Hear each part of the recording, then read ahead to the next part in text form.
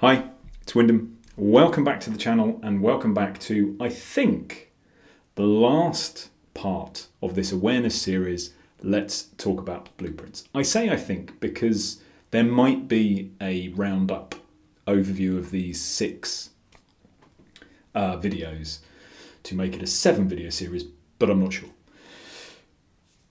Today, I want to kind of round up a little bit, because I truly believe everybody deserves to live the life they really want to live.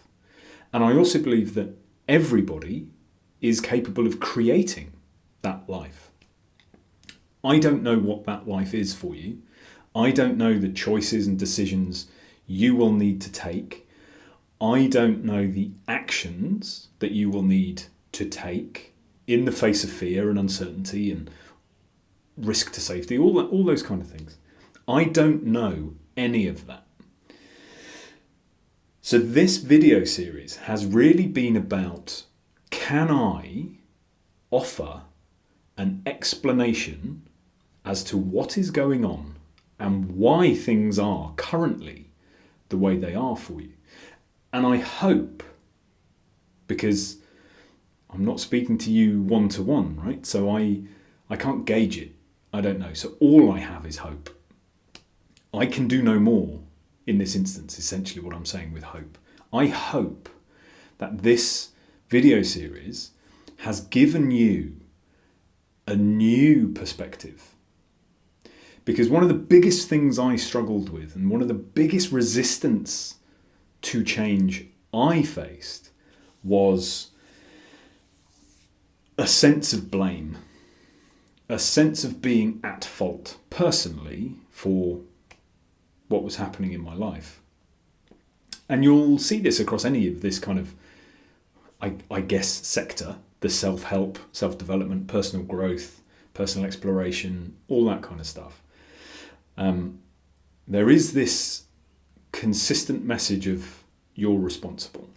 And there's a really important distinction, because we live in a world where we want to apportion blame, right? Everywhere. Ultimately, somebody has to be at fault. And so we bring that into our own life. And because we are the center of our own universe, because the stories we tell ourselves, the stories our brain feeds us that fills in the blanks around us, because of all that, well, the blame falls on us. And then we hear this almost a mantra that says, you are responsible for your life. And those two things conflate, and Jesus, who wants to spend their time blaming themselves? It feels all horrible. And it reminds us how crap we are. Or it did for me anyway. Owning my own responsibility, as I understood it back then, essentially meant, well, you are as worthless as you think you are, because all of this is your fault. So this series of videos, fundamentally, if you take one message away from it, it is not your fault. It's not. Look back on the 3 phases. Understand the original blueprint. Survival is our key driver. Look at inclusion criteria and how they adapt our behaviour. Look at our beliefs and the things we hold to be true, and how the vast majority of them are given, imposed, or conditioned. Given the fact our blueprint automates our reactions so we don't have to think about them. Given all of that, and the fact, importantly, that the vast majority of our truths and our beliefs are shaped by our inclusion criteria at a time in our life, phase 1 of our blueprint, when we have no choice and we have no awareness. How can it possibly be your fault? It's not anybody's fault. Because the people setting the inclusion criteria probably, I'm always hesitant with the word probably because it's a masking word. I'm going to go with it. I'm going to commit. The people setting the inclusion criteria for the groups you needed to be involved in that set your inclusion criteria and your beliefs and your truths, they weren't aware of any of this either. And they were informed and imposed and conditioned by a previous generation of people who weren't aware of this. So we are at this kind of pivotal point where we are more and more aware. And so the purpose of these videos has been twofold, really. The first is, it's not your fault.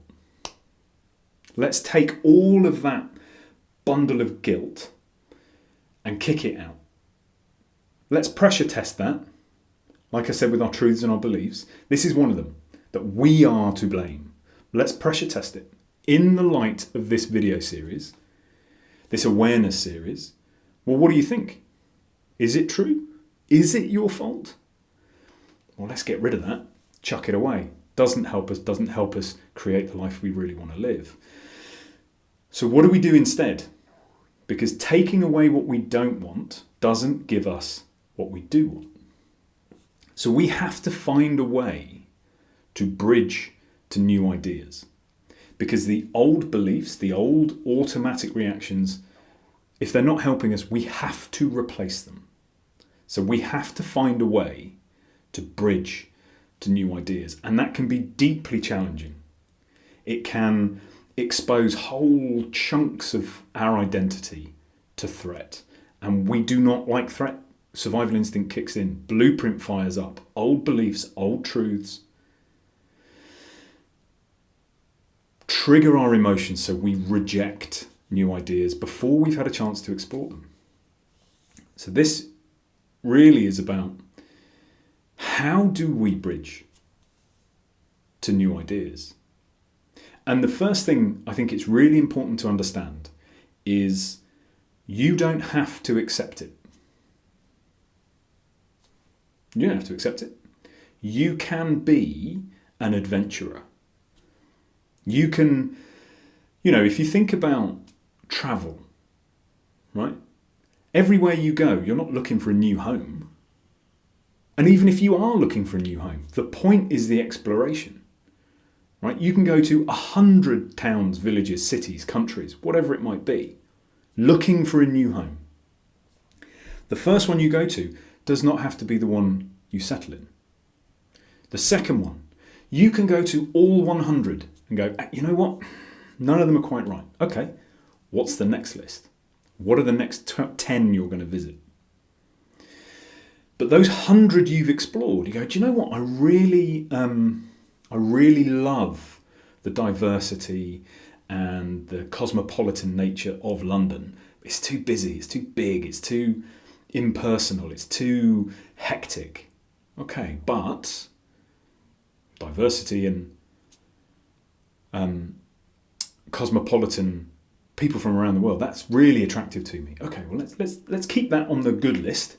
And hectic, busy, impersonal, we'll jettison anything that falls into that. So we go to the next place, and yeah, it's a bit smaller, but there's still this really lovely vibe of different people. Oh, that's amazing. But it's in the middle of nowhere. It takes 6 hours to get there. The next closest place of interest or adventure or fun is too far away. Okay, so we're narrowing the search because now we understand that we don't just want to exist in this single place, we want access to other places. So all we are doing is we are exploring new ideas, free from the necessity, imposition of accepting 100% of what they have to offer. We are searching, we are writing our own blueprint. And that means we can take a little bit of this from over here, we can explore this idea and go, oh, you know what? It goes a bit far in the end, but I really like this 10%. Or I like this idea. I read this book and it was just this little, I didn't like where it went eventually, but this little piece in the middle, it just resonated with me. All right, well, I'm going to have that. I can take it out of context and build my own context. And this is the Holy Grail, right? This is the point. This is how we build a life of more meaning, more fulfillment, and more happiness. We do it our way, which doesn't mean we have to create everything new. We get to pick and choose.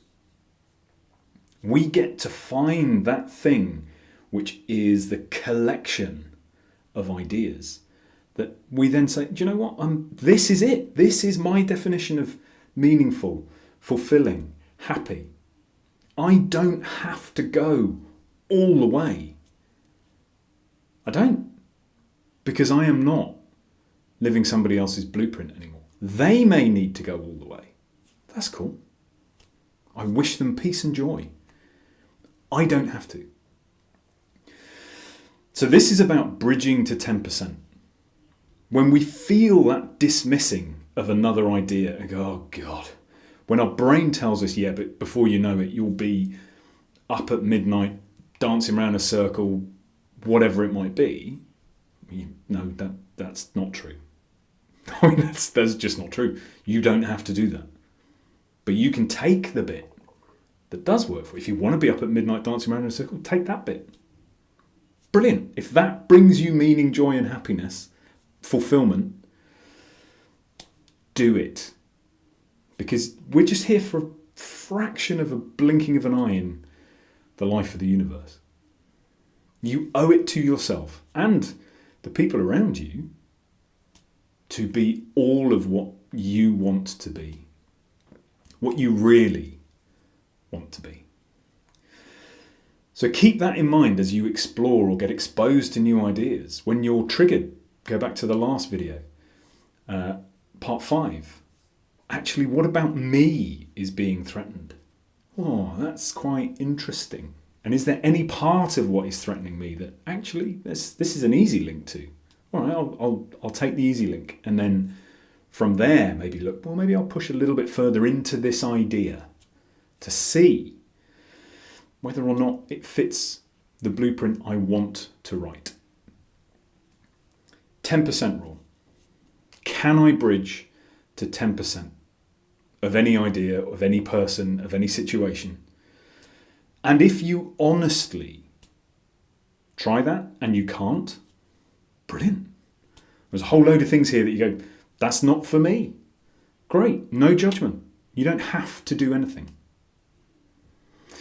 But it is fundamentally your responsibility to own how things are moving forward. How you are in this moment, which pre-paves tomorrow. I leave you with that.